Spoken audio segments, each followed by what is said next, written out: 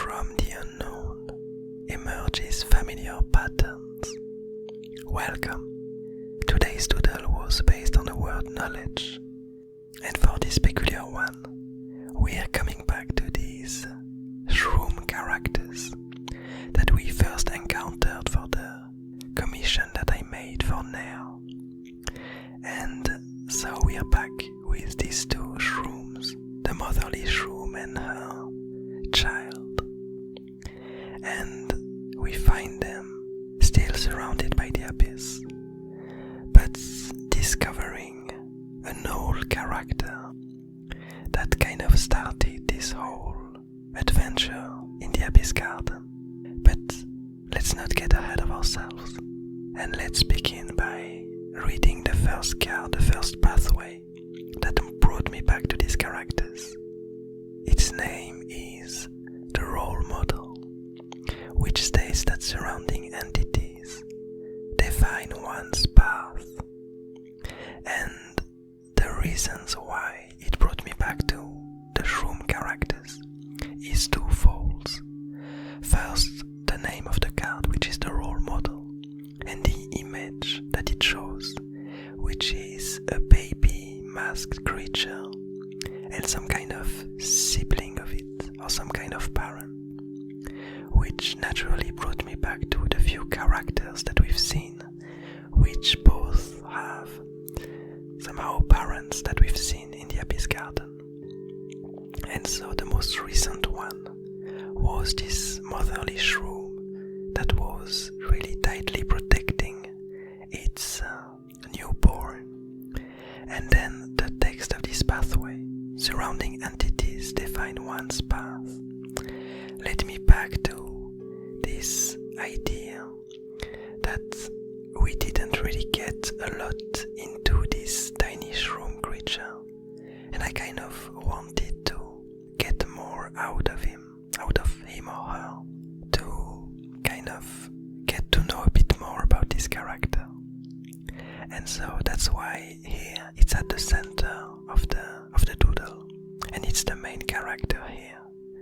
And what we are seeing is that as its mother shroom seems to be slowly turning the unknown, turning the abyss into some new knowledge and some new entities, turning her fears into beauty, we will see in this peculiar doodle that this tiny shroom is not necessarily behaving in the same way, but is learning a lot from his mom in order to bring back some old and forgotten things from the abyss. The second pathway that I used for this doodle was the blighted realm, which states that boundaries emerge between different environments. And so here it kind of brought me back to this idea and this notion that kind of permeated a lot of the discussion we had about the abyss, and how once the abyss swallowed something in the air, in the garden, whatever it swallowed ended up never being able to come back to existence. From the theories that we had in the past and from what we've learned, it seems like in a very old time, the abyss was kind of a tool that was used to be able to forget information and to forget terrible things that happened in the past. But it ended up getting out of hand and spreading uncontrollably. And so the garden began to be swallowed little by little by this ever-spreading abyss. And so the idea here is that there's some kind of border that exists between the garden and the abyss, in the sense that whatever comes in contact with the abyss, whatever falls into it, is never able to go back, never able to breach this boundary, this border, and to come back to existence. It is turned into more abyss. It's kind of this idea of a black hole that constantly slowly swallows more and more information and doesn't let anything back out, destroying all the information it gathered. But that's where these shroom characters are really interesting, in the sense that last time that we talked about them, we discovered that these characters, these shroom characters, actually seem to come from the abyss, seems to have been born inside of the abyss through some intriguing evolution and change that might have happened. We still don't exactly know how such a thing happened, but what we know is that they did come from the abyss, and they are able to bring new and other things out of the abyss. But let's read the last pathway to discover what's really happening in this scene. This pathway was the revival, which states that old patterns never vanish. And that's a notion that's quite interesting, that whatever disappears, whatever decays, the things, the patterns that it was made out of never really vanish. They keep on spreading and on existing. And what we see here, what this tiny shroom is bringing back from the abyss, is an old character that we've met for the first time a few months ago, which was for the word stuck, and which was this lone wanderer that was carrying the dream world and a dying seedling. Somehow the first character that kind of led to all of these stories that we had about the Abyss Garden, that brought all of these scenes and that kind of fed my imagination. It really started with these peculiar scenes, because before this scene we had a few characters here and there, we saw a few scenes, but with this peculiar masked creature, it really brought some kind of quest, some kind of adventure, some kind of journey that began to happen and that we could follow in the garden.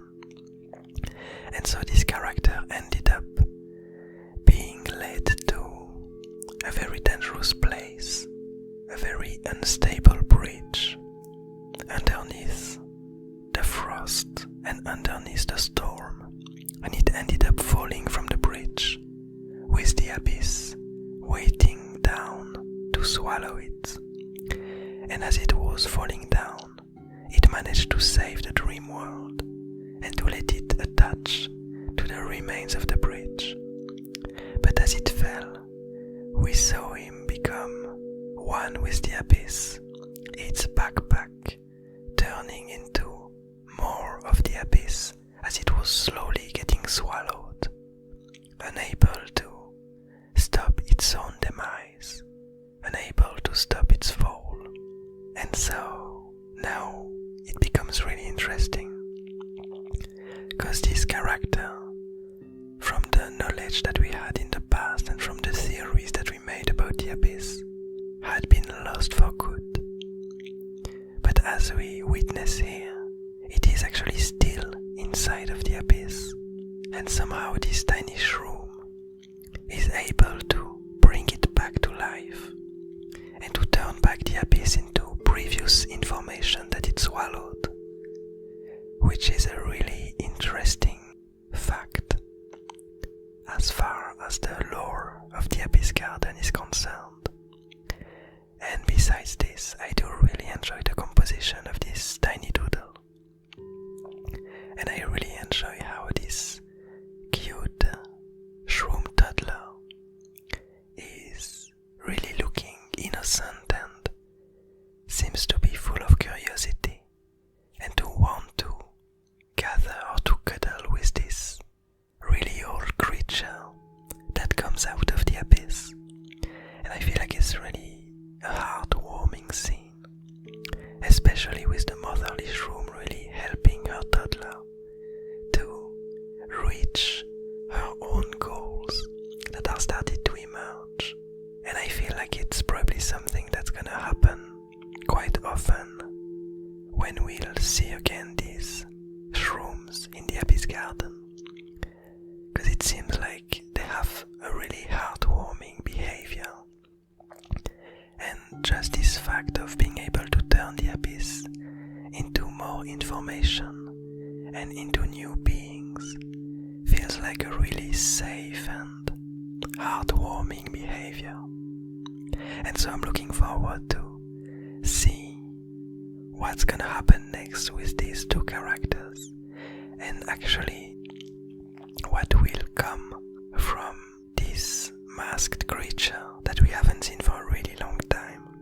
If it still somehow has the memories of its past, and if it was able to follow the events that happened in the garden, if its brain, if its thoughts were still part of the Abyss, and if actually the Abyss is simply a collection of all of these thoughts and these brains and these ideas, but not really the threatening entity that we thought about, but simply a character, a creature, a being, a group that wishes all of the other creatures that aren't part of it to join it and to become one, to be safe from all of the troubles and the dangers that might occur in the garden, and to end up becoming all this same creature